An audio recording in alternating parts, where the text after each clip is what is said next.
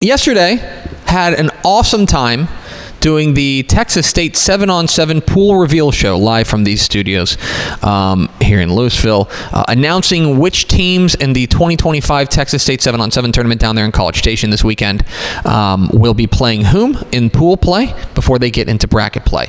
It's a big moment, and we had awesome watch parties from around the state, people tuning in. El Paso Eastwood showed out, Tyler Chapel Hill, Hampshire, Fannett. We were hearing from all over the state of folks watching the broadcast, and we sure appreciate you guys tuning in. It was a wild, wild success. And perhaps you're thinking, huh? And that's a reasonable question. Perhaps you're thinking, what?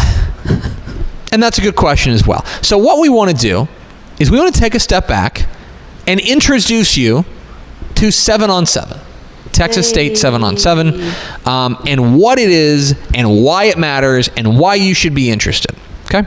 So let's take a step back. Long ago, big explosion in space. Okay.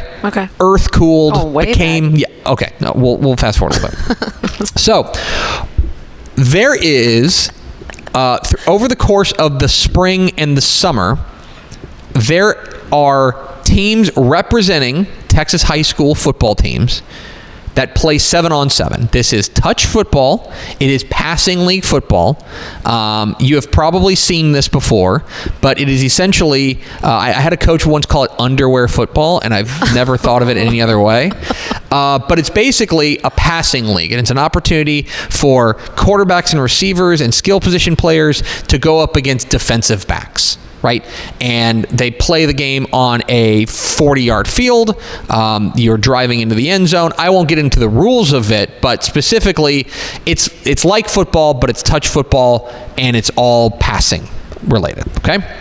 So, over the course of the last few months, there have been state qualifying tournaments, SQTs, around the state in which teams from all over have competed for a spot at the state tournament. You have to win or, in some tournaments, finish second in order to qualify for the Texas State 7-on-7 tournament in College Station.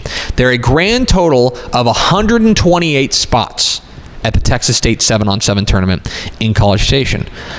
There are 64 in the Division I bracket. That's 6A, 5A, and and large private schools, which we have one this year, Argyle Liberty Christian. There's 32 teams in Division II, which is 4A teams, 3A Division I teams, and small private school teams, but there are no small private school teams this year that qualified. And then there's Division III, which is 3A Division II and smaller. So you can technically have a 6-man team out there. We haven't had one in a couple of years, but you can technically have a 6-man team out there playing 7-on-7. All of that's to say, we have punched 128 tickets to College Station for the state 7-on-7 tournament. It will run starting Thursday morning, and it'll wrap up about Saturday at about noon or so. And these teams, of course, they're divided into those divisions, and what we announced last night was the pool play. And the pool play, these teams are then separated into pools of 4. Okay? So, if you want to start kind of rolling through what these pools look like. Do you want me to start from? You can just kind of roll through them, and I'll talk over them. These teams were divided into pools of 4, and these teams will play one another in round-robin format, which means you see right there, Pool I, Fort Bend Hightower, Longview, Plano, and Pflugerville Weiss. They will all play each other on Friday in the Division I pool play. At that point in Division I, the top 2 teams from each pool will go to the championship bracket, and the bottom 2 teams will go to the consolation bracket, which point they will play single elimination tournament to determine champions. In Division II, you're seeing the Division II and Division III, you will see the 4 teams play pool play. So Chapel Hill will play Columbia, Jarrell, and Midland Christian, right? They'll play round-robin pool play, but there is no consolation bracket. That is only for seeding All 32 teams are placed into the championship bracket. They will play a single elimination tournament to determine the Division II and Division III champions. Go Falcons. Right. So that is how 7-on-7 works. There's going to be a lot of great competition out there in College Station. We're going to be there, give you wall-to-wall coverage of Texas football on texasfootball.com/7-on-7. And then it all leads up to, by the way, 3 o'clock on Saturday. 3 o'clock on Saturday is the Dave Campbell's Texas Football State 7-on-7 Championship Recap Show. Live from these studios, we will bring you highlights and analysis from what we saw in College Station at the Texas State 7-on-7 tournament. And you might be thinking, why should I care?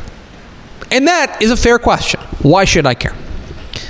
I used to be a 7-on-7 skeptic. I used to be somebody who was like, whatever, not for me.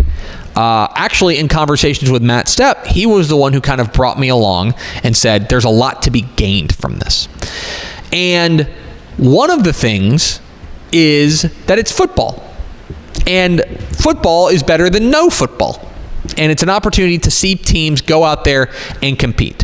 One thing that I think is very interesting, and an interesting wrinkle that I've come to really appreciate, is that coaches of these teams cannot coach. Okay? They are not allowed to coach. So let's take, for example, we mentioned Chapel Hill earlier. Jeff Reardon, the head coach at Chapel Hill, cannot coach his team. It has to be, and by the way, one of his assistants cannot coach his team. It has to be somebody who is not on the coaching staff who runs a team. What that ends up doing, in my mind, is it empowers the players and forces them to be leaders. I think that is a really important thing to see. And so you end up seeing teams that come together and really gel. The other thing that we're really looking for when we go out to College Station and watch 7-on-7 is what these teams look like and how we can view that moving forward into the fall. So, for example, last year, one of the teams that really impressed me watching them in the state 7-on-7 tournament was Ganado. Ganado was a team we thought pretty highly of. Get an opportunity to see them.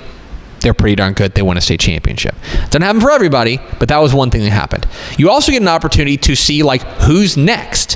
Who has these holes to fill, and what do they look like? The perfect example that I always bring up is Anna. Anna, coming off of a run to a state semifinal back in 2022, lost their quarterback. The quarterback graduated.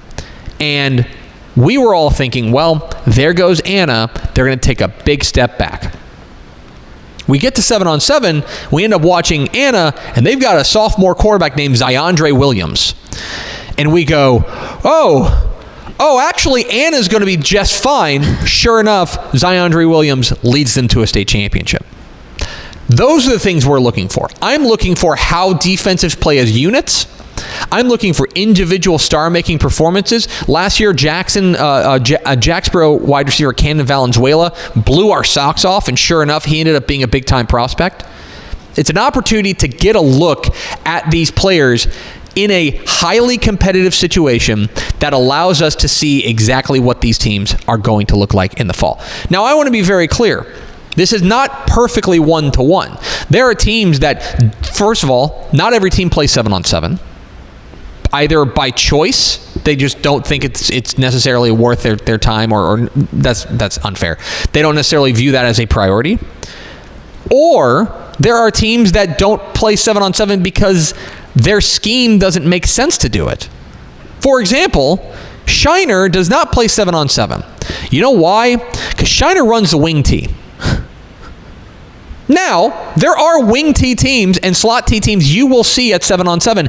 And the funniest thing I have ever seen is when you've got quarterbacks carrying out play fakes in 7-on-7. Because remember, they can't run. So it's very funny to see them just like faking and hoping to catch a linebacker off guard. But what you're seeing is guys that are running their offense, getting those reps in, getting that timing right. The other thing is that there are going to be teams out there that have outstanding athletes, and it's just not their day. And they're going to go get beat by a team that ends up doing nothing in the fall. What we are trying to do as football analysts is to go in there and try to figure out what can we glean from this? I'm especially looking at defensive units, quarterbacks, and receivers. Those are kind of what I'm looking for, which teams stand out in the State 7-on-7 tournament. We will have you covered every step of the way, wall-to-wall coverage of the 2025 Texas State 7-on-7 tournament from College Station starting Thursday morning. We'll have our crew down there, and then be sure to catch us here for Texas Football Today on Thursday. We'll catch up with Matt Stepp live on location down there at the Texas State 7-on-7 tournament, as well as we will have a episode of Tep and Step in your podcast feed tonight. Woohoo! And then when are we running it? Is that running it on Wednesday? Wednesday, so you can watch the Tep and Step 7-on-7 preview show on Wednesday, and then Saturday. 3 p.m., wherever you're watching this program, you can watch the 2025 Texas State 7-on-7 Championship Recap Show here from Dave Campbell's Texas Football with highlights and analysis from the weekend that was in College Station. Should be a fun weekend down there in the Brazos Valley.